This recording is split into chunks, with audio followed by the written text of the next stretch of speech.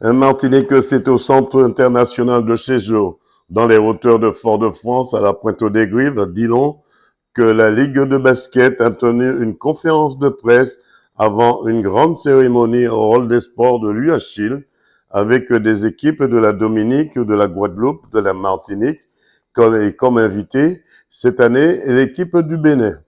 Écoutons quelques réactions. Marvin John-Baptiste, président de Caraïbes Sport et Développement Durable, organisateur du Créole Mémorial des Cup 2025. Alors Marvin, une première en Martinique, le rassemblement de ces trois départements et le Bénin aujourd'hui. Oui, absolument. C'est une compétition, un tournoi international de basketball qui oppose 4 nations créoles, la Guadeloupe, la Martinique, la Dominique et notre invité d'honneur, l'équipe nationale du Bénin, historique. Première fois qu'une équipe africaine est en tournée dans la Caraïbe. Alors c'est vrai, c'est une tournée, comme vous le dites, c'est une tournée dans la Caraïbe qui partira aussi vers le 27 avril, si mes souvenirs sont bons. 27 mai. 27 mai, on revient pas. 27 mai pour la journée de l'esclavage en Guadeloupe sous forme d'entreprise entre petits bourgs et vieux habitants. Là aussi, ce sera un moment fort. Oui, absolument. Le principe est que donc 22 mai, on est en Martinique. Le 24 mai, grâce à l'Express des îles, on sera en Dominique pour enfin se rendre le 27 mai. Alors, on rappelle que l'Express des îles est votre partenaire. C'est un de nos partenaires principaux qui facilite le déplacement des équipes. Vous savez, organiser ce genre d'événement, c'est très compliqué sans le soutien dès le départ, dès l'année dernière, de l'Express des îles pour le développement de notre programme Creole Sport International. Qu'est-ce qu'on peut vous souhaiter pour cette année 2025? 2025, je pense que c'est une année pivot où nous mettons en œuvre, tant au niveau des clubs que des équipes nationales, des éditions fortes, la Ligue des champions, des clubs des nations créoles, le Creole Basketball Championship, qui opposera 18 clubs représentant 15 îles de la Caraïbe. Les tournois de conférence vont se tenir en Martinique, à la Dominique et à Sainte-Lucie au mois de juin de cette année, avant une grande finale, le Creole Basketball Kings, à la fin du mois d'août en Guadeloupe, au Gosier. Donc c'est une année pivot, mais la première édition, l'actualité d'aujourd'hui, du Créole Mémorial des Cup 2025, je pense que tout le monde a compris les enjeux de cette diplomatie sportive, culturelle, mémorielle, et cette grande opportunité de reconstruire les équipes nationales de Guadeloupe, de la Dominique et de la Martinique autour d'un tel événement qui a une résonance au niveau local, bien sûr, régional, national, mais aussi international. Donc, c'est une très belle manière de revenir pour ces sélections au devant du basketball dans la Caraïbe. Xavier Ramassami, sélectionneur de l'équipe nationale du Bénin. Alors Xavier, c'est vrai, vous êtes aussi un peu, on va dire, en gros, martiniquais aussi.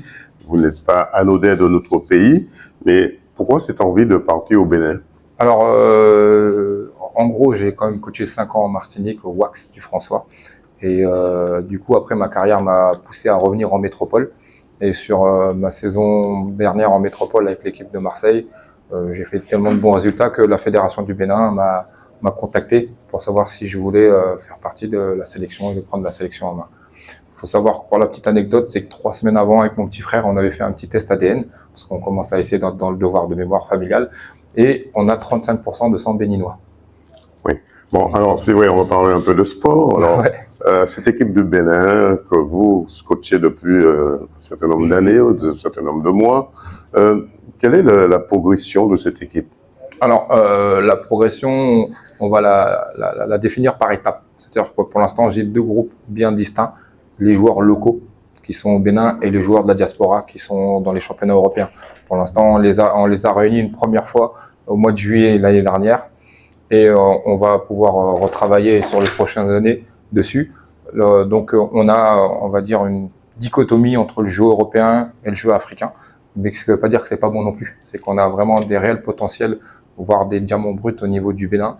Et on a un jeu plus technique et plus léché du côté de l'Europe. Mais ça va largement faire une meilleure alchimie quand les deux seront réunis. Qu'est-ce qu'on peut vous souhaiter, vous, avec votre équipe pour 2025? Nous, c'est de continuer à faire bien notre préparation. On doit préparer l'Afro-CAN. Donc l'Afro-CAN, c'est le championnat avec que les joueurs locaux qui vivent en Afrique, qui peuvent jouer cette Afro-CAN. Donc on sera sans les joueurs européens, donc on est en train de travailler énormément dessus. Donc c'est pour ça que l'année prochaine, sur le prochain événement, je vais essayer de venir qu'avec les joueurs locaux pour préparer l'Afro-CAN. 100% Sport vous souhaite de ne jamais baisser les bras, ce n'est pour retrousser vos manches. Merci beaucoup. Petit frère Raymond, président de la Ligue martiniquaise de basketball. Alors, Président, quel enjeu pour ce mémorial, on va dire aussi, c'est 3 départements, plus le Bénin. Aujourd'hui, quel est l'enjeu pour la Ligue de basket?